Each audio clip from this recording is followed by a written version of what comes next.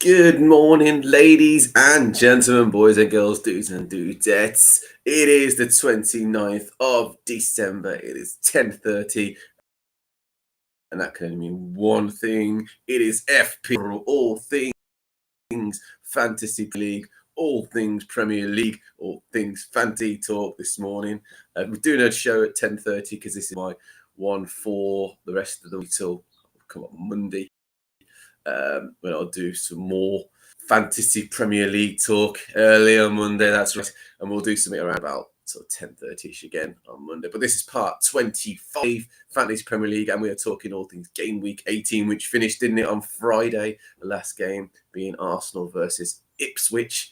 Tentative match, that one. But they got it over the line, didn't they, Arsenal? So without further ado, let me show you what I am seeing. So share my wonderful screen. You guys can see how we got on, can't you, in that? So here we go. Have a little eye. Feast your eyes on the results from game week 18. So the first game started off on Thursday. I had high hopes for Man City. I expected a victory for them. I did. I didn't get what I wanted. Should have learned from my mistake, shouldn't I, really? But there you go. A lot of people have held on to Man City assets thinking it's got to come good at some point, doesn't it, really? It did not come good. And in fact, it got worse than I expected, because I had, if you remember, Rico Lewis in defence. So not only did Man City concede, he didn't do a great deal anyway, Rico Lewis, but on top of that, I had Erling Haaland, didn't I? And I was expecting my usual two-pointer, expecting him to probably not score. Annoyingly, he didn't do that. But then he decided to get penaltied in. Man City got a penalty, and I thought, oh, okay then. Maybe a chance for Erling Haaland to score, get the ball rolling, get a bit of momentum. He didn't. He missed it. It was a terrible penalty. I had my nephew was sat next to us at the time, and he was like, he's going to miss, isn't he, Erling Haaland? He's going to miss. He's going to miss. He kept on saying he's going to miss, and I was thinking, no. I've got him on my fantasy team. This is a great opportunity. Haaland doesn't miss like that. He just hasn't had the chances, the opportunities, has he really? He missed. The penalty was one of the worst penalties I've seen. Honestly, it was. I mean, take nothing away from Pickford's save. He had it on his bottle, didn't he? But yes, what a terrible, terrible penalty for Haaland. Now his confidence is going to be rock bottom, in my opinion. After that, that was a big chance for him to score, get on the score sheet, even give me a feeling of relief that I'd held on to him. He didn't. He missed, and I got 0. Simple as that. 1-1 that game. So if you had Ndai, which very few people have, well done. A lot of people talking on Reddit and stuff like that, saying Man City will probably win or get a goal, and it'll be Bernardo Silva who scores, not the usual. It was Bernardo Silva who scored, so there you go. If you decided to pump with him, well done. A lot of people brought in Foden. Yellow card.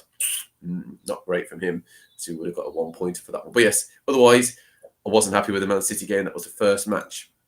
Then we had a game in Bournemouth versus Crystal Palace. Good solid game. 0-0 though in the end.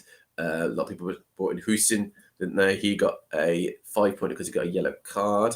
But then he got 3 bonus points, didn't he, on top of that? So you guys were relieved of that. And in the end, he finished with fairly decent, score. Didn't he really? Got 9, which would have been pretty good score for Houston, so well done him. Henderson, people held on to Henderson as a goalkeeper, didn't they, for Crystal Palace? He would have got a decent amount of points, got a clean sheet and 3 saves. Arrizabalaga did well as well. Clean sheet, 4 saves, so that's a lie, we got more than 3, and he got a bonus point, so nice. Chelsea versus Fulham, a game in which I was thinking, okay, clean sheet for Cole Palmer, doing well, not bad. Clean sheet for Colwell, more importantly as well. He was getting me 6 points and, more importantly, an assist. I was thinking the 2 players that I've got, apart from Nicholas Jackson, 2 out of 3 had got points on that day. I was thinking clean sheet for Colwell, assist for Colwell, clean sheet for Palmer at the time, goal for Palmer. I was thinking, yes, go on. And then Fulham decided to mess that up, didn't they, really? And I was thinking of all the players to score, it's not going to be the usual. It's not. It's going to be someone like, in the back of my mind, I had Wilson, or a player, not the Smith Rowes of this world, or the Iwobi. It was Wilson who scored, didn't he? And then Muniz came on and decided to compound the game a little bit. Thankfully, if anyone had Colwell and Palmer, you obviously got points from Palmer for his goal and some bonus points as well for that. And Colwell, you got an assist. So you got 3 bonus points for Palmer. Otherwise, the rest of the points went to the Fulham team. Newcastle versus Aston Villa. As expected, they were at home. I expected them to win, not necessarily get a clean sheet, but win, yes. Duran's red card. A lot of people jumped on Duran this week, thinking he's going to be the main man for Aston Villa, and he has been. But I think his ban's been accepted now, hasn't it? They were trying to appeal it, but it's been completely formalised. Unfortunately, Duran will be out for a couple of games, which means Ollie Watkins is back in play, isn't he? If you remember, I brought him Jacob Murphy. He got himself an assist. I'll take that. He's doing well. He's got a bit of consistency, hasn't he, Jacob Murphy? He's doing quite well recently. He got 6 in that game, 13-13-7. So that sort of justifies bringing him in within reason. And then on top of that, Gordon did well, didn't he? And Isak even more so, performing well.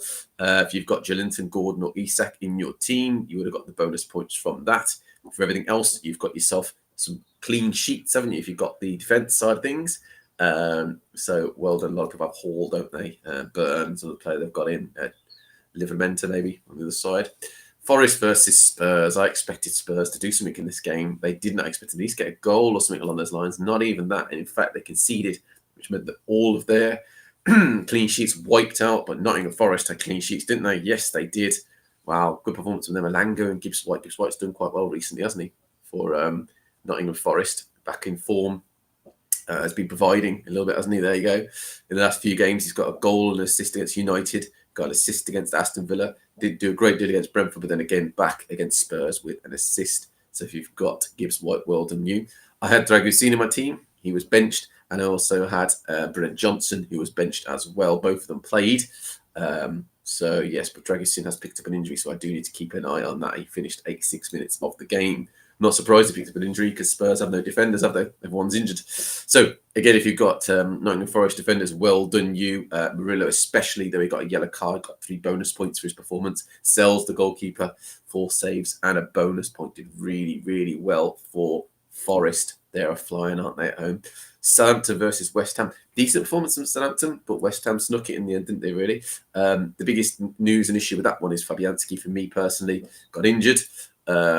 I've read since then, apparently he's okay again. He's been talking, so he might be back in training soon. So hold on to those sales people. Not that you're going to get rid of Fabianski because he is a cheap goalkeeper, isn't he, really, in your team? So cheap backup especially. So the question is, does Areola now take over Fabianski regardless of whether he comes back from injury? Because Areola did quite well, didn't he, for West Ham when he came on? Get that clean sheet intact. Southampton, not a great deal going on. They nearly got a 0-0 draw, but obviously Bowen sorted that and made sure that he got himself. Bowen, again, a player who's on a lot of people's watch list and really, really well recently. Didn't do a great deal against Bournemouth, but he has got a goal assist against Wolverhampton Wanderers. He has got an assist against Brighton Hove Albion. He's also got a goal against Southampton, so not bad. Form is okay, isn't he, Bowen? Decent. Goes under the radar quite a bit, doesn't he, Jarrod Bowen? Didn't get any bonus points, interestingly, though. So the defenders that all got in Wan-Bissaka, Mavropanos and Todibo. 1-0 West Ham that game. United versus Wolves. Molineux, and I expected Man United to at least get something, a goal in this game. But then again, when your captain gets a red card, what did you expect? Now, I personally think, just a personal opinion, it was a bit harsh. But Fernandes does have that petulance. We all know what he's like as a midfielder. And quite frankly, petulance causes, that kind of thing, really. It's silliness. That's what he's got a little bit of, really. I'm surprised still that he's the captain. But again, Amorim coming in, the Portuguese influence, Fernandes being Portuguese might made that a bit easier to keep him. If you've got Cunha in your team, he's got a pending potential ban, and yet the guy just keeps absolutely nailing it, doesn't he? For Wolves and for fantasy. Wow. Just doesn't stop to see. He's like a machine. I think he had a couple of games, if you look at the history there, Bournemouth, Everton and West Ham, where he got next to nothing, really. He might have done quite well in those games as well. But otherwise, just wow. Going all the way back, okay, he has the odd on-off game, but the guy plays for Wolverhampton Wanderers. I'm not saying they're a bad team, but I'm just saying this is not Man City, it's not Arsenal, it's not Liverpool. You're not expected to get points every single game. And yet, have a look at that. We've got 10 goals and 4 assists. Since game week, let's just go back to about 9. He's got a goal there. He got an assist, goal assist, 2 goals assist, nothing, goal, and assist. Really, really good. The only weird part about that is he didn't get any real points against West Ham, Everton and Bournemouth, who are teams that you'd expect him to do well against, or Wolves to do well against, and yet everyone else just turns up, doesn't he, really? What a player. Quite frankly, I think he's going to be leaving Wolves, not necessarily in January, I think in the summer, most definitely. He's only 25, 26 years old, isn't he, really? So I think he's got a lot more miles. Arsenal being linked to him. It'll cost a bomb, I think, if you do bring him in. So, yeah. But otherwise, really good performance. And that goal from the direct from the corner kick, wow, really, really, really good. Was that Nanana just not being great, or was it Cunha being absolutely magical? Who knows? Superb performance though from Cunha. 2-0 Wolves. If you've got any defenders in that team, even better. Totti got a couple of points, as did Doherty, and yeah, as it Sarr, the goalkeeper. Cunha got the 3 naturally as well for a really good performance. Goal and assist for him.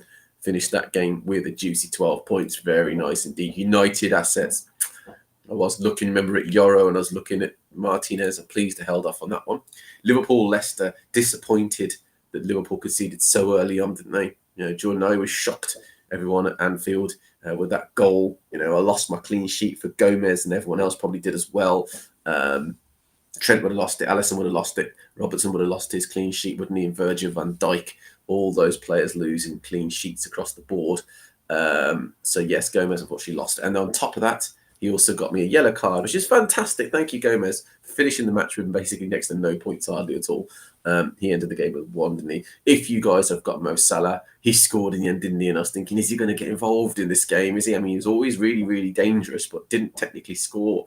He had a couple of, I think, one chance prior to his goal, which just sort of went past the post. But yeah, otherwise, he got the goal, and I'm thankful because if you guys remember, always Captain Salah ACS. We said it a few times, hashtag that bad boy. Yes, he did. He scored, and we got ourselves a goal, and the captaincy doubled that as well, which is lovely. McAllister doing quite well. Gakpo doing really well, isn't he, under slot as well? Doing really, really well. So a few players that are performing quite well for Liverpool at the moment. Again, over the Leicester side of things, I'm surprised that Jordan Knight was scored in the end as well. I'm surprised they performed so well immediately. That sort of went out for it straight away. Sort of attack-minded, really, under Rude. But otherwise, they didn't do much else other than concede 3 goals against Liverpool. The bonus points went to Gakpo 3, 2 to Salah, and Jones got 1. So if you captained Salah like a lot of people did, you would have got yourselves a goal and 2 bonus points. In the end, Liverpool won 3-1. And then moved over to the Friday fixtures. So those were Thursdays. Moved over to Fridays, the final 2 of game week 18, Brentford and Brighton at the Amex. Not much going on in this game. Lots of cagey moves. Don't forget Johan Wieser, who's gone down in price, did score, but it was offside by the smallest of margins. And I was celebrating, thinking, yes, well done, Wieser. Punish those people who sold him. And then it was chalked off, wasn't it, for being offside because of VAR. I mean, come on. It was so close. I guess it was offside if we're going to be Piketty. In the end, the game ended 0-0. So if you've got defenders on both sides, well done, you guys. You would have got yourselves clean sheets, unless you had me, of course, who got a yellow card as well as a clean sheet. So you would have got yourself 6 points across the board. Other than Van Heck, who got 3 bonus points in this game, Veltman, who got 2, or Verbruggen, who's done quite well for Brighton recently, hasn't he? Who's got that as well. So there you go. Brighton versus Brentford. Good game. Solid 0-0 draw, though. And then the game which I watched on Friday night, expecting Arsenal to roll over Ipswich. Absolutely demolish them. They did not. No. They made life a little bit hard for themselves. They tried to create, they'll be as creative as can. They had opportunities. Should have scored more than 1. 100% should have scored more than 1. Worrying in the end, more hold on to the win rather than, beating a lot. Arteta's coming out with the idea that Arsenal did well, that we need to see out the game, all these kind of comments. You need to get points on the board. Agree to a degree, but there comes a point where you think to yourself, come on, you got to push on. I know Ipswich are no pushovers. They've done quite well in the league this year, but Arsenal should be beating Ipswich by more than a goal to nil, especially at home. The goal from Havertz done really, really well for Arsenal. The past few since we've signed him from Chelsea. Again, he's involved in pretty much everything, isn't he, really? He got a goal against West Ham, didn't do a great deal against Man United, got an assist against Fulham, didn't do much against Everton, got a goal in the last 2 games, Crystal Palace and Ipswich. So, doing okay, keeping it ticking over with Saka out. Saka, by the way, news on him. He's out now until something like March, is it? Something like February, March time. That's a big blow for Arsenal. It really, really is. Currently, right now, I think Martinelli and Trossard, they're playing the wings, aren't they, really, for Arsenal, with Gabriel Jesus started up front. A lot of people transferred in Gabriel Jesus just because he had a good game or 2. That is not enough reason to bring in Jesus, who's always a bit up and down with form. He is very erratic with his performances. He might do really well next week. Usually when he does well, the rest of the team do quite well as well. So a 1-0 against Ipswich is pretty much a telltale sign that Gabriel Jesus is not going to be hammering in the goals, really.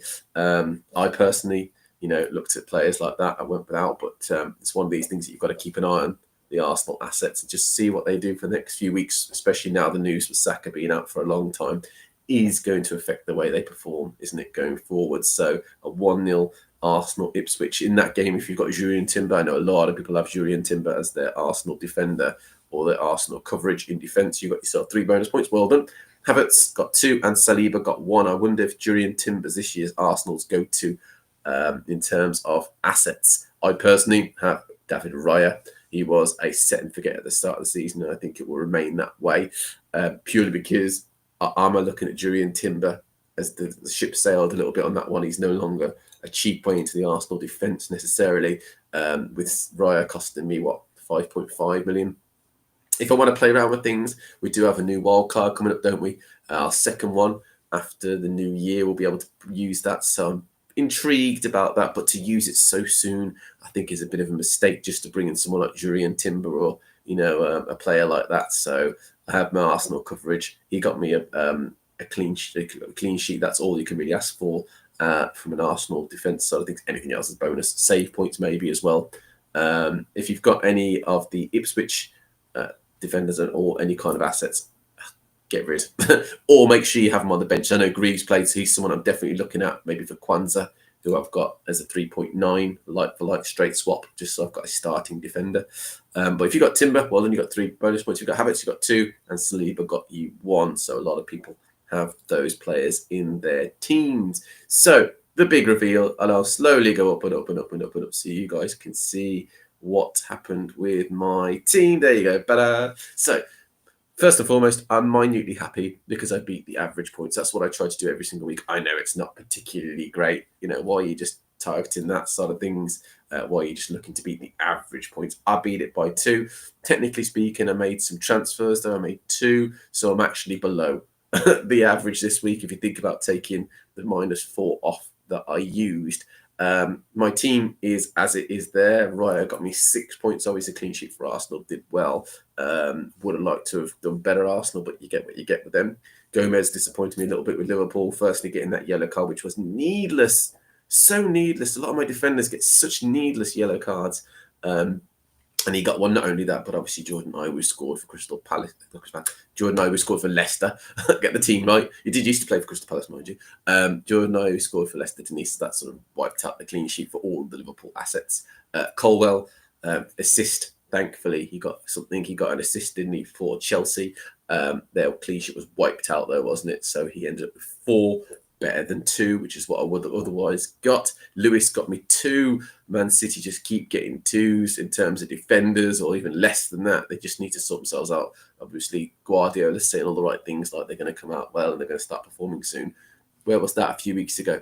Cole Palmer, really good performance. I finally bit the bullet and brought in Cole Palmer, who got me 10 points. As a result of that, by the way, 2 price increases he's gone up, hasn't he? Twice. So I've got some money on Cole Palmer. I've made 0.1 million on him, which is good. I know a lot of people are like, yeah, good, great, well done you. I bought him when it was 10 odd million. Okay, fantastic. But I've got to do things my way in that sense as well. Mo Salah got 18, didn't need the bonus points and the goal, which was really good. If you captain Palmer, well done. You got 2 extra points than us. Mo Salah. Captainers, the standard regular go-to. Amad Diallo I played. He only got 2 points, didn't he, in the game for United. Jacob Murphy got me 6. He got me assist. Well, good shout. 4 point. He was at the time when I got him with 4.9 million. Gone up now to 5. He might even go up again to 5.1 after that. So no, you never know. Wisa was close. Unfortunately, these goal was ruled offside, wasn't it, against Brighton?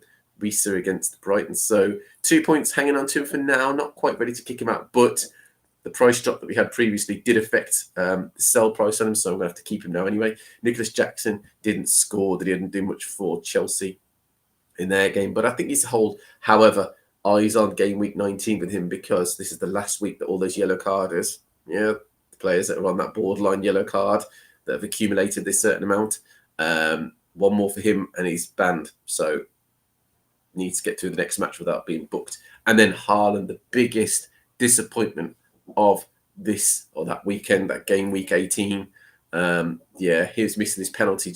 It almost compounded me, because that would have been 6 points, possibly even bonus points for him, because you'd think Man City, win that game if Haaland scores. Maybe even goes on to get another goal or feels confident and starts to get into the groove, that kind of thing. Didn't miss penalty, and I'm thinking confidence pretty low even for him. I know he's a confident guy, but I'm thinking maybe that might be a real big issue for Man City, him not scoring. He's not getting opportunities from open play, is he really? So what, penalty, you versus, I know Pickford's a bit of a nutcase in goal, isn't he really? He's a bit mad.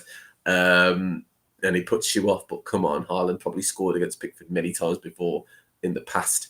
Scored against pretty much every other goalkeeper in the league at some point as well. So, you're thinking him against Pickford, just place Pickford on his ass, make him move, and then kick it into the opposite direction. I know it sounds easier the way you describe it, but Haaland is such a clinical finisher.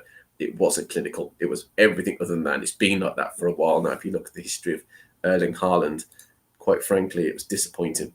Yeah, nothing. I mean, he did get a goal against Crystal Palace. An assist is not good enough. 5 and 7 in the last few game weeks since game week 11. We're on 19 coming up now as well. So not good at all from him. So Haaland disappointed me heavily.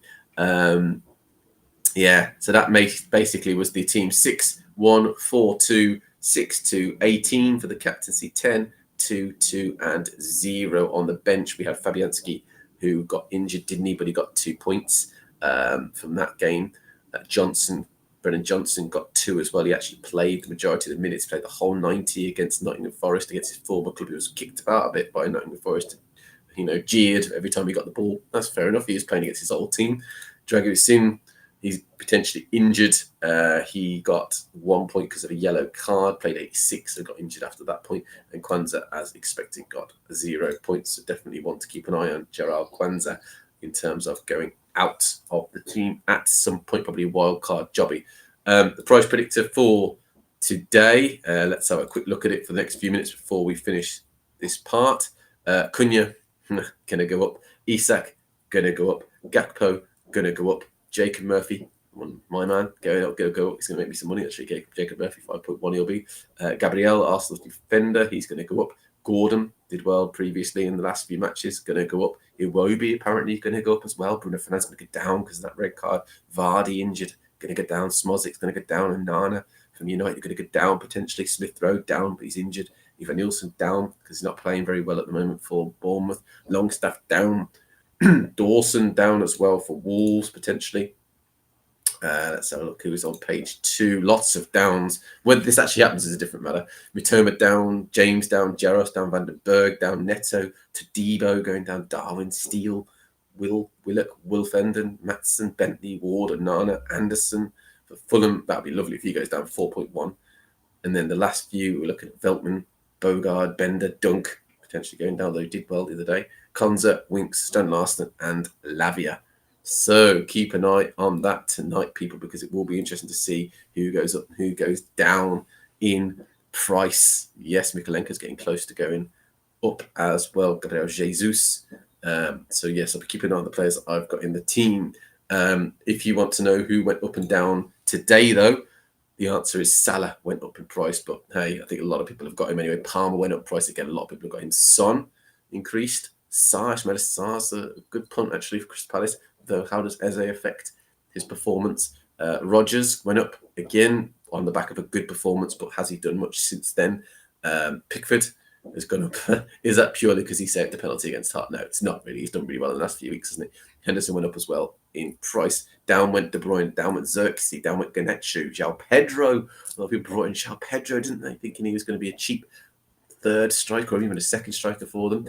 No, he's gone down. Jack Clark's gone down for Ipswich. Jorginho, Rutter, my man, I ditched him a few weeks back. He's gone down in price. Mazraoui's gone down. He was a big shout, isn't he, for Man United at the start of the season?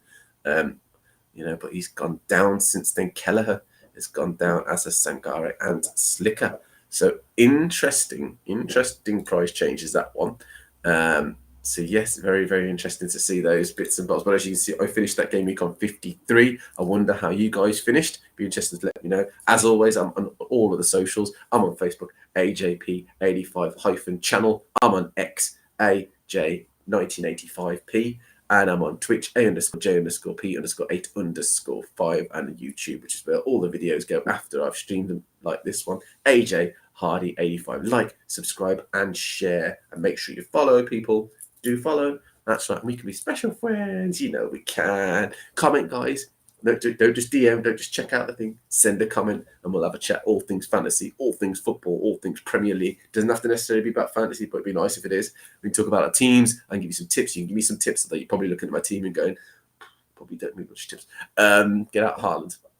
That's tip finish. But yes, do chat to me if you would, guys. Send me a message. Send me a quick comment on the post. Doesn't matter if it's on YouTube, doesn't matter if it's on X, doesn't matter if it's on Facebook. I will reply to you guys when I get a second, and we'll see what happens from that. But otherwise, as always, I will see you fantastic people on Monday. Yes, I will. On Monday at 10:30. In fact, I might actually tell you what, I'll delay that. I'm going to make it on Wednesday. Let's have a chat on Wednesday instead. We'll have a couple of days off. I know there's fixtures coming up very, very soon, isn't there? So if we chat Wednesday, let's make it Wednesday. So Wednesday at 10:30 in the morning. We'll talk all things fantasy. We'll talk things game week 19 as well. To figure that's coming up. So let's go Wednesday, 10:30 in the morning, because I know tomorrow's Monday, isn't it? You don't want to see me so quickly after this one. We'll go Wednesday, 10:30 in the morning. We'll chat all things game week 19. We'll have a look at the fixtures, have a look at some bits and bobs that's going to go on in that game week, and we'll see where we go from there. So join me Wednesday at 10:30. I'll stick it on the socials. Check out this video. Otherwise, part 26 will come up on Wednesday. I'll see you guys at 10:30 on that day. But otherwise, as always, enjoy the rest of your week. I'll see you on Weds, and have a great New Year's, obviously. That's it. It's coming up very soon, isn't it, really? It's going to be upon us very, very soon, New Year's side of things. Indeed, it will. It's coming up on Wednesday, it's itself. So I'll see you on New Year's Day. There you go. Have a great New Year's. Have a great rest of 2024 and a start to 2025. And I'll see you fantastic people on New Year's Day at 10:30 in the morning. Otherwise, I've been AJ. Take care of yourselves. Thanks for watching. As always, you guys are awesome. I'll see you Wednesday. I've been AJ. And peace, as always.